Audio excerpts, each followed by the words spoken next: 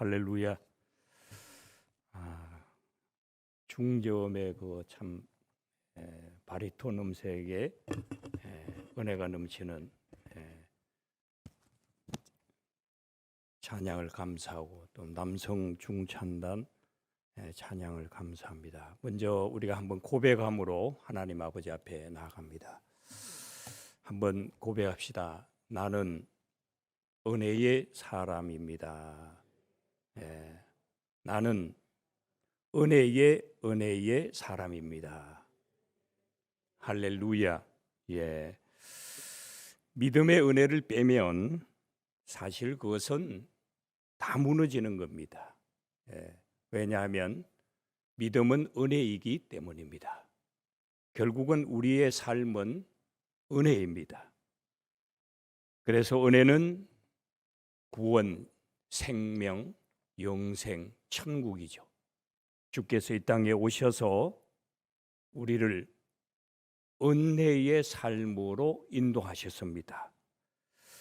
또 성경은 계시록 23장 13절에 나는 알파와 오메가요 처음과 마지막이요 시작과 마침이라. 이것은 우리가 전적으로 하나님의 은혜 가운데서 우리의 삶이 끝까지 전개가 되고 하나님께서 그렇게 보호하심을 약속하시는 말씀이기도 합니다. 자, 오늘 제목이 은혜의 은혜인데요. 제목 설명을 먼저 좀 드리도록 하겠습니다. 은혜라고 하는 단어가 겹치죠. 첫 번째 은혜는 이것은 조금 전에 말씀드린 구원, 생명입니다. 이 땅에 오셔서 우리를 구원하신 예수님, 또 아들을 보내신 하나님, 그 결과로 우리를 구원하신 구원의 은혜를 말합니다. 새 생명을 말하는 거죠. 그 다음에 두 번째 은혜라고 하는 것은 과연 무엇인가 조금 이해가 요구가 됩니다. 성경 구절을 들어서 여러분에게 말씀드리겠습니다. 요한복음 10장 9절에 보면 나는 문이니 누구든지 나로 말미암아 들어가면 구원을 받고, 이게 뭡니까? 첫 번째 은혜입니다. 구원받는 은혜, 새 생명의 은혜이죠. 또 들어가며 나가며 뭘 얻는다고요? 꼴을 얻는다. 이것은 두 번째 은혜의 은혜입니다.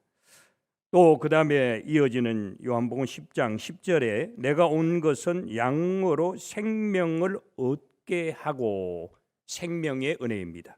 그 다음에 더 풍성히 얻게 하려는 것이라. 이건 두 번째 은혜입니다. 또 하나 여러분에게 말씀을 드리면 누가복음 15장에 탕자의 비유가 나오죠. 탕자가 아버지 집을 떠나고 허랑방탕하다가 그가 결심을 하고 아버지께로 다시 돌아올 때에 이런 말을 합니다. 내가 뭐 아들의 자격이 있어? 용서받을 자격도 없고 사랑받을 자격도 없어.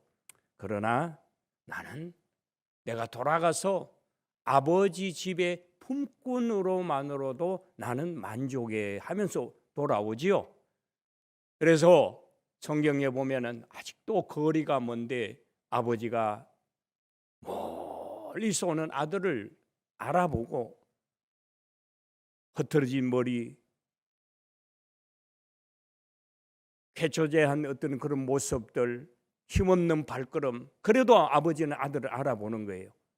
그래서 달려가서 서로 목을 어긋맞기고 참 등을 두드리면서 아들아 잘 돌아왔다, 참 잘 돌아왔다, 이렇게 하면서 집으로 데리고 오잖아요. 데리고 와서 어떻게 합니까? 잔치를 베풀겠다. 옷을 가장 좋은 옷으로 갈아입혀라. 채색 옷으로 입혀라. 그리고 좋은 신발을 신기어라. 손에 가락지를 끼워라. 그리고 살진 송아지를 잡아라. 동네 사람을 불러라. 잔치하자. 그랬습니다. 이건 뭡니까? 우리가 비록 죄인이지만은 우리를 기꺼이 받아주시고 우리를 사랑하시는 하나님의 은혜입니다. 이것만 해도 감사한데 나 같은 죄인 살리신 주원의 놀라와 이것만 해도 감사한데, 이것만 해도 은혜인데 살찐 송아지를 잡고 손에 가락지를 끼우고 신발을 신기고 집에 있는 셋째 아들은 입어보지도 못한 값비싼 옷을 입히고 잔치까지 해주니 그게 은혜의 은혜가 아니고 무엇입니까? 이렇게 제목 설명을 통해서 그렇구나, 어느 정도 제목을 이해하셨을 줄 믿습니다. 오늘 본문의 내용을 짧은 문장으로 요약하면 두 단어입니다. 은혜와 희망입니다.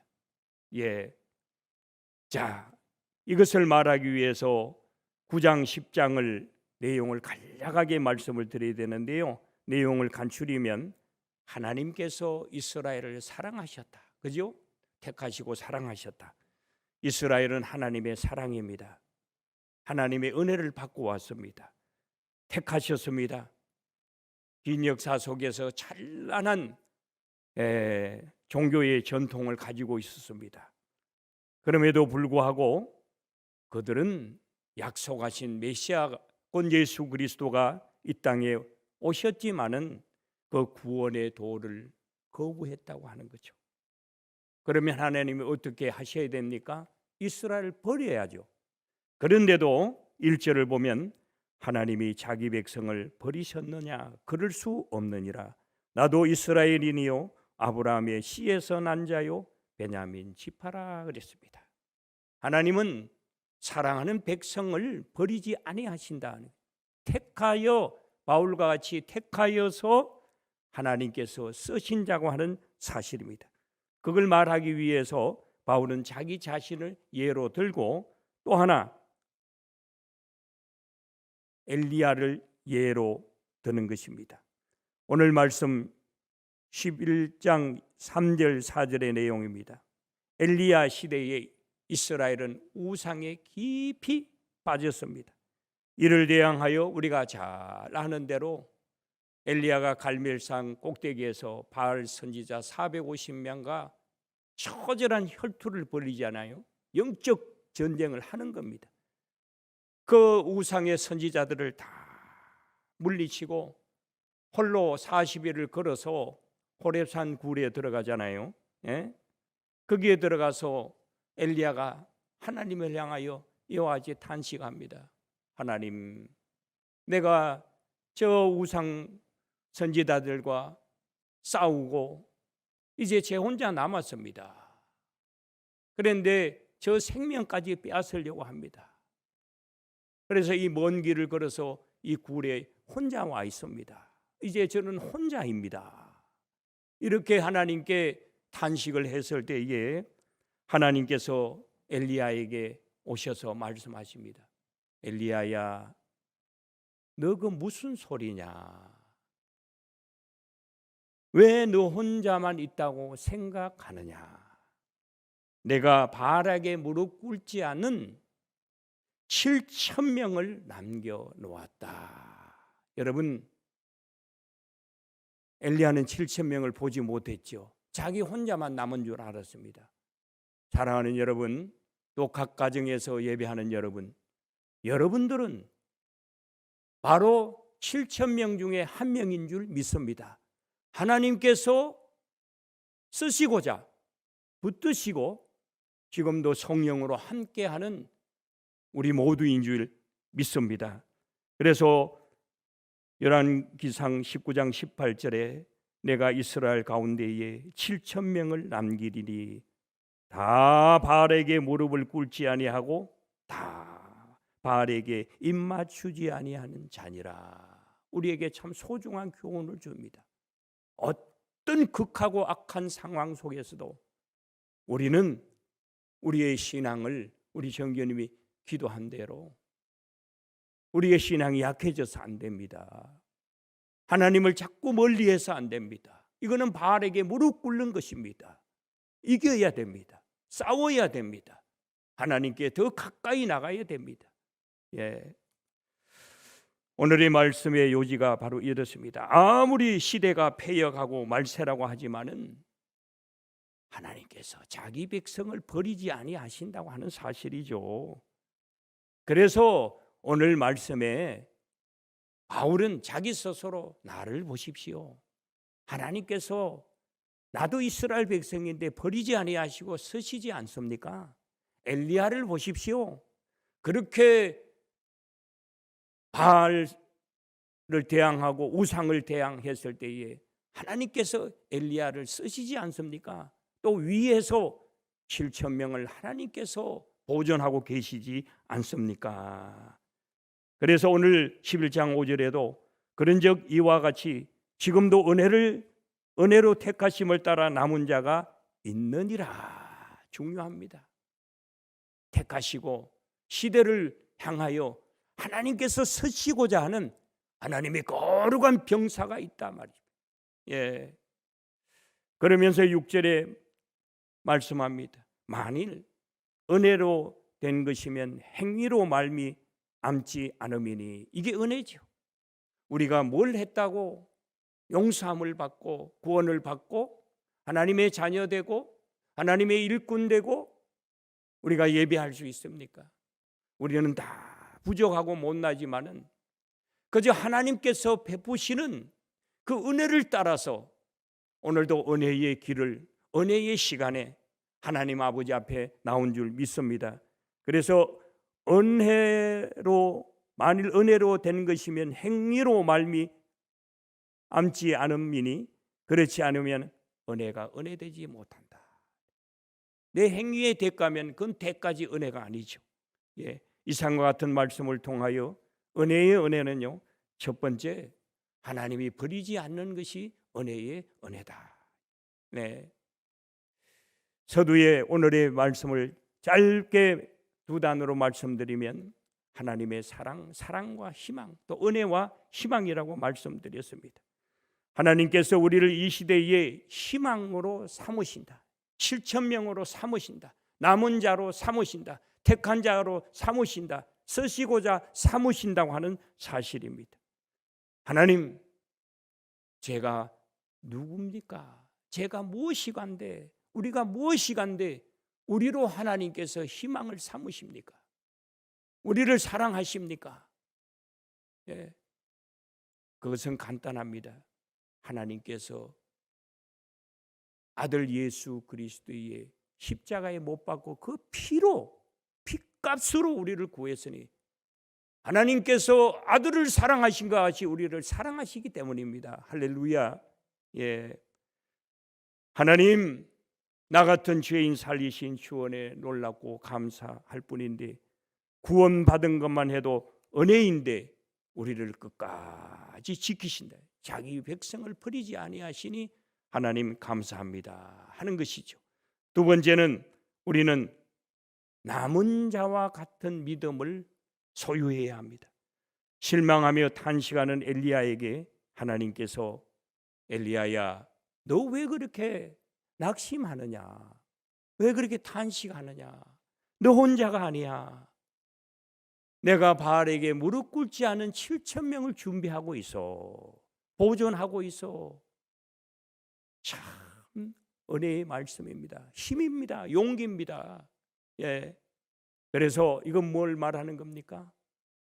하나님 아버지께서 어떤 상황 속에서도 하나님의 교회를 지키시고 하나님의 역사를 위해서 택하신 자, 부르신 자, 피값으로 구원받은 우리를 쓰신다고 하는 말씀입니다. 교회가 무엇입니까? 예? 사도행전 20장 28절에 교회를 이렇게 말합니다. 피로 사신 교회라. 여러분, 이 세상에 가장 위에 있는 그 고귀한 것이 뭐예요? 예수의 피 위에 있는 게 뭡니까? 없습니다. 예? 가장 고귀한 것으로, 가장 위대한 것으로 교회를 사셨다. 교회를 세우셨다 그 말입니다. 그러므로 시온성과 같은 교회 그 아무도 흔들 자 없습니다. 예. 그래서 피로 사신 이 교회, 피로 사신 교회, 주님의 피로 사신 교회, 피로 사신 교회를 하나님은 버리지 아니하시고 지키시는 줄 믿습니다. 교회는 끝까지 바울과 같이 싸워야 되고 엘리야와 같이 싸워야 됩니다. 하나님이 힘을 공급하시는 줄 믿습니다. 능력을 공급하시는 줄 믿습니다. 예. 그래서 교회는 하나님께서 끝까지 지키시는 줄 믿습니다. 그런 신앙이 필요합니다. 그러기 위해서 우리가 피로 사신 교회를 위하여 더 우리의 신앙이 악한 시대를 대항하고 악한 상황을 대항하고 내 신앙이 무디어지지 아니하고 약해지지 아니하고 쇠해지지 아니하고 그 어떤 것에도 멀어지지 아니하고 굴복하지 아니하는 이런 신앙의 의지와 결단을 우리가 더욱더 가져야 된다고 하는 사실이죠. 예. 그래서 내가 나를 위하여 바알에게 무릎 꿇지 아니한 7,000명을 남겨두었다. 하나님, 나도 그 남긴 자가 되기를 원합니다. 예. 시편 94편 14절에는 여호와께서는 자기 백성을 버리지 아니하시며 자기의 소유를 외면하지 아니하신다. 예. 이것이 바로 은혜의 은혜입니다. 세 번째는 우리의 행위가 부족하더라도 하나님께서 은혜를 주시니 은혜의 은혜입니다. 6절에 다시 한번 만일 은혜로 된 것이면 행위로 말미암지 않음이니 그랬습니다. 그렇지 않으면 은혜가 은혜되지 못하느니라. 탕자가 무슨 행위가 있어서 아버지가 그를 품고 용서하고 받아들이고 그를 위하여 잔치를 합니까? 그렇기 때문에 우리는 하나님께서 우리를 용서하시고 우리를 품으시고 우리를 받아주시고 또 예수의 피로 우리를 구원하셨으니 그 피값으로 이 교회를 지키시고 우리를 지키시는데 중요한 것은 그것입니다. 이와 같이 하나님의 은혜를 받았으므로 우리가 무엇을 해야 합니까? 엘리야를 보십시오. 엘리야가 어떻게 혼자서 그 수많은 바알 선지자를 물리칠 수 있습니까? 그것은 전적으로 엘리야의 어떤 헌신과 하나님을 사랑하는 마음, 하나님을 위해서 내가 죽으면 죽으리라고 하는 그 결단의 신앙, 위대한 신앙이 있었기 때문에 하나님께서 엘리야를 붙드시고 하나님께서 엘리야를 도우시고 하나님께서 엘리야와 함께 하셔서 엘리야를 통해서 하나님의 능력과 하나님의 역사를 나타내신 것입니다. 여러분도 이 시대에 엘리야가 되시기를 주의 이름으로 축원합니다. 바울도 마찬가지입니다. 바울이 인간적으로 자기가 정말로 믿음의 삶을 살았다면 그는 죽어도 몇 번 죽었을 거예요. 그러나 그는 감옥에서 이런 고백을 하지요. 주께서 내 곁에 서서 나를 강건케 하신다. 여러분 믿습니까? 오늘도 주님께서 가정에 계신 여러분, 영문에 나와 예배하는 우리 모두를 하나님께서 강건케 하시는 줄 믿습니다. 또 그렇게 되기 위해서 우리가요 하나님 아버지 앞에 더 애쓰고 힘써야 됩니다. 예. 저는 이 비대면 예배가 참 정상화 되기를 바라지만은 이 어려움 속에서도 예배할 수 있다고 하는 것이 저는 더 큰 감격과 감동으로 다가오는 거예요. 예. 마지막 순간까지 여러분 예배하는 자가 되십시오. 하나님이 가장 기뻐하시는 것은 예배입니다. 예.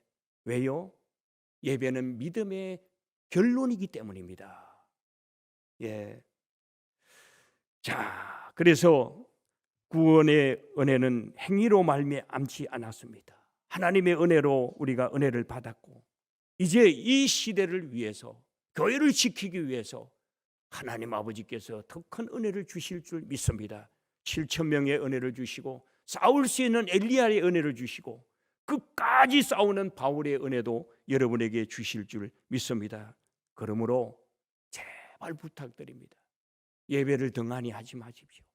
집에서 예배드리라도 현장에 나온 것 같이 예쁘게 꾸미시고 좋은 옷도 입으시고 마음을 다해서 힘을 다해서 예배하십시오.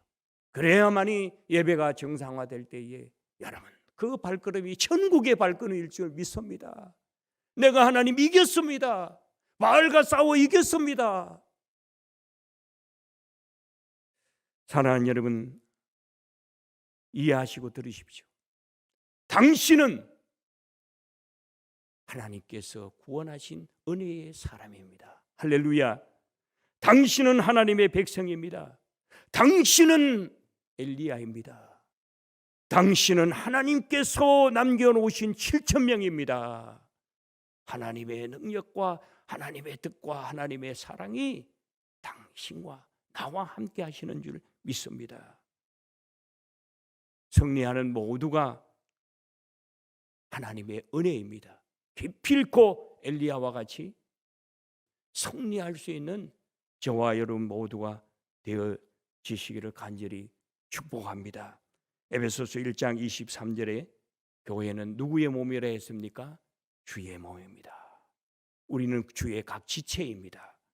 그러므로 끝까지 주의 몸을 위해서, 하나님의 영광을 위해서 바울과 같이 승리할 수 있는 우리 모두, 그럴 때에 은혜 위에 은혜, 은혜의 은혜가 더욱 넘치는 감격스럽고 승리하는 삶의 함성이 여러분의 영혼에 가득할 줄 믿습니다.